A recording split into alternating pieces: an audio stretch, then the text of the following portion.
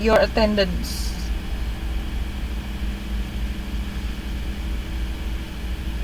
You're so welcome. See you. Bye-bye.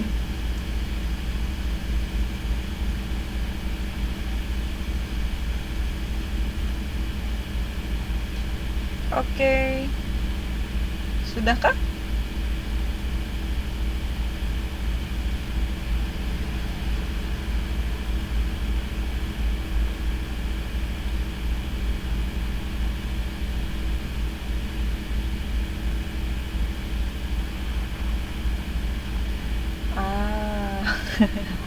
Mbak Mila penggemar ya.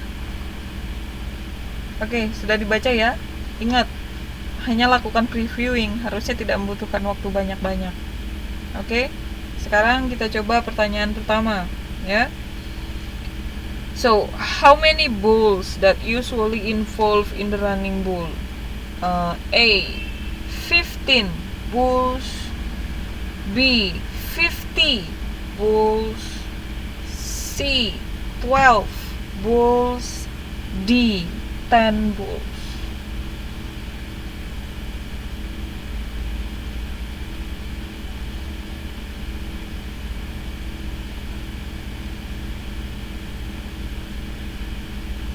Oke, jawabannya seragam nih ya. 12 bulls.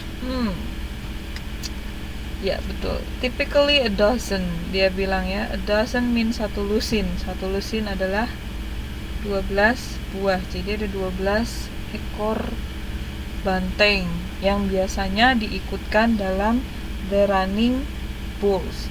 Pernah lihat kan ya fenomena ini? Maksudnya kayak festival ini, kayak di bukan secara langsung, kalaupun secara langsung hebat. Tapi kalau misalkan pernah baca, pernah lihat di TV ya kan, dan sebenarnya menurut saya buat apa dilestarikan budaya seperti ini sangat berbahaya. Gila semuanya yang mengikuti festival ini.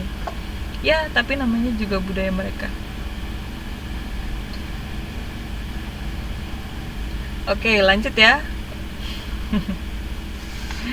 So, besides Spain, the running bulls also held in A. Indonesia, B. Nevada and Malaysia, C. cities in Mexico, D. England.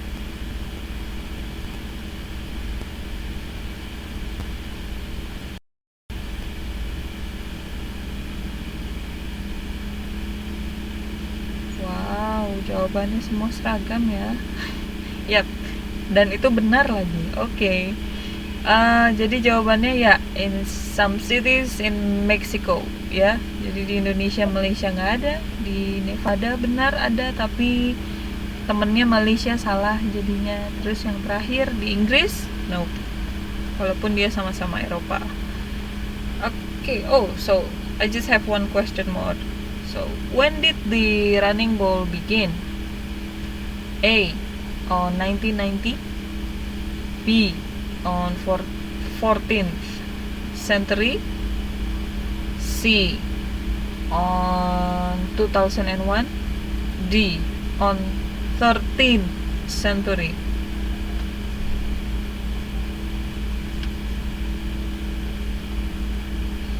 Oke. Yap, betul. Oke. Senang saya kalau kayak gini. Ya, jawabannya yang benar adalah 14 tepatnya early 14th century. Oke, di situ ada di paragraf terakhir kalimat pertama, Spanish tradition say the true origin of the run began in northeastern Spain during the early 14th century. Ya. See, previewing is easy, right? Okay.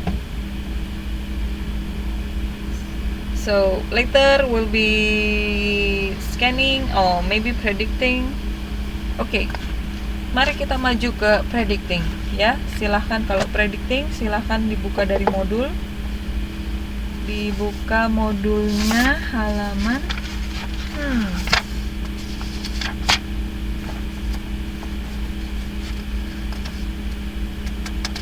9-16. Oke. Oh ya.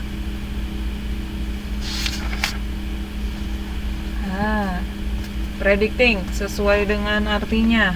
Prediction, predict. Jadi hanya disuruh menebak, entah itu gambar, entah itu judul, ya.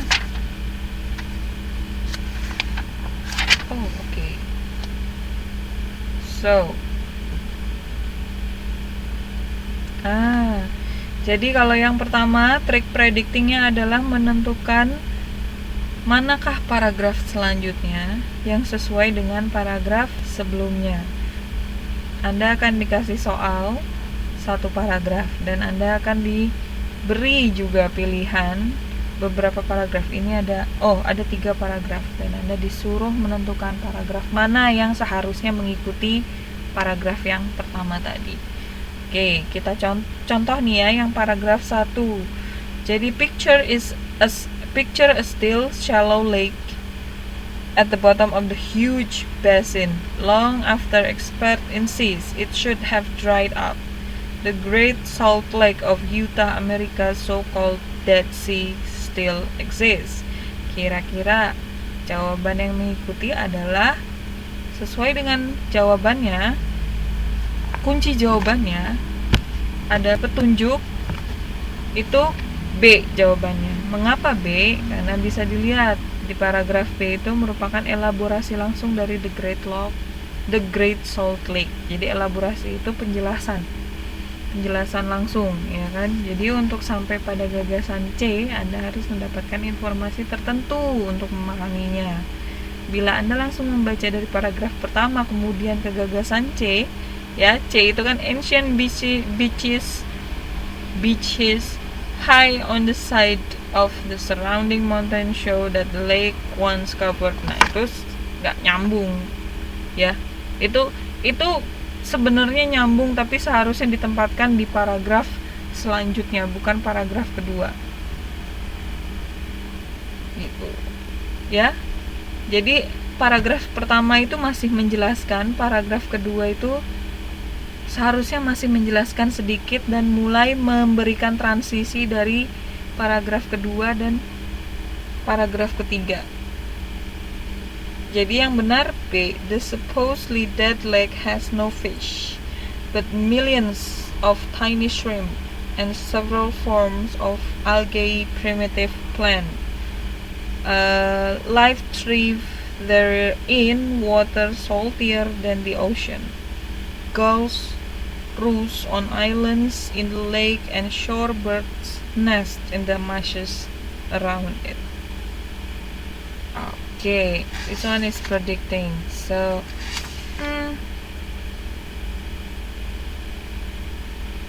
okay, coba langsung loncat ke halaman 9.19. 9.19.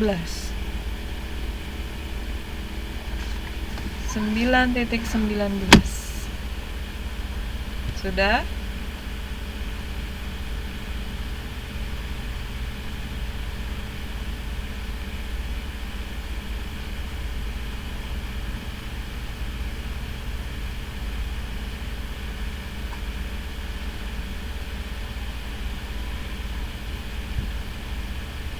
Sudah ya?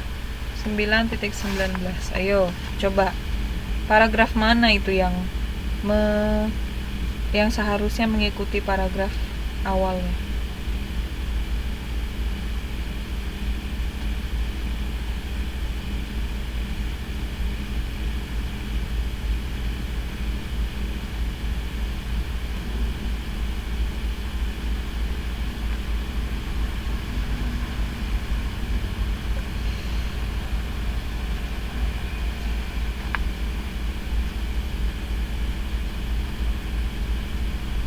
Iya, nomor 4. Oh iya, sorry. Ya, nomor 4, sorry, paragraf 1 nomor 4. The atoms are all around us. Nah, they are the bricks of which everything is made.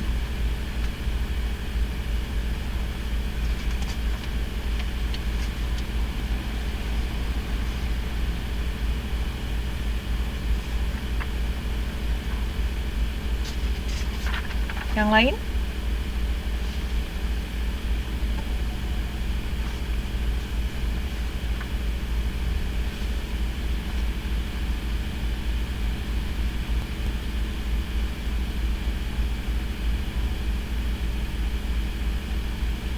Ini yang lain jawabannya apa?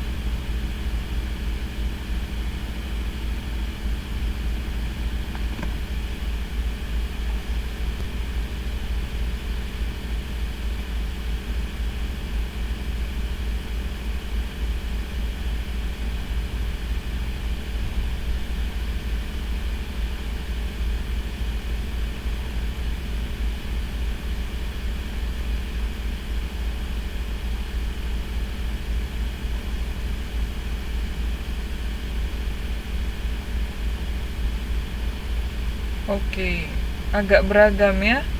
Ada yang A, ada yang B. Oke, tumben ini nggak kompak.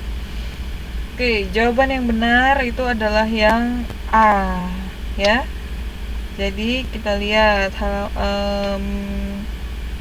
kalimat terakhirnya. The way an everyday object behaves depends on what kinds of atoms are in it and how they act. Ya.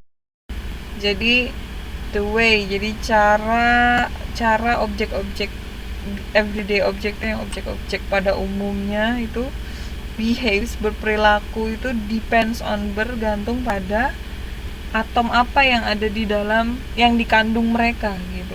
Jadi dia itu sedang membicarakan behavior of an atom, behavior of an object because of an atom. Ya, jadi for instance, nah dia ngasih contoh, you know that most solid objects melt if they got hot enough. Why is this? It is the effect of the heat on the object's atom. All atoms move constantly. When they are hot, they move faster. Iya. Tuh, Mbak Mila bilang.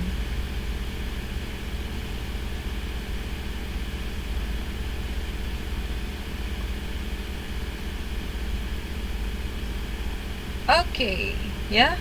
Sekarang kita coba selanjutnya itu so let's take a look at page 927. 927.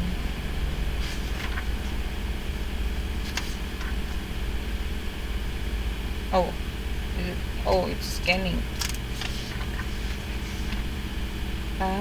It's scanning. Now we jump to scanning. Ya. So scanning di sini biasanya salah satu kegiatan membaca juga. Jadi dimaksudkan untuk agar mahasiswa dapat mengetahui informasi-informasi tertentu dari sebuah brosur atau iklan atau pengumuman kayak flyer di jalan. Tapi scanning itu biasanya for specific information. Jadi kita mau nyari apa, itu yang kita scan. Ya. Sebagai contoh, ini yang exercise nomor 1. Di situ ada 3 iklan rekrutmen, ya, biasanya kayak lowongan kerja gitu. Yang halaman nomor 1-nya dia bilang applicants with strong skill can send their CV by fax to Tetrad plus 330146 bla bla bla bla. Is it true or false? Nah, jadi kita di sini lihat nomor teleponnya dulu. Kita men-scan nomor teleponnya, samakan. Kalau misalkan ketemu yang sama, benarkah iklan itu mencari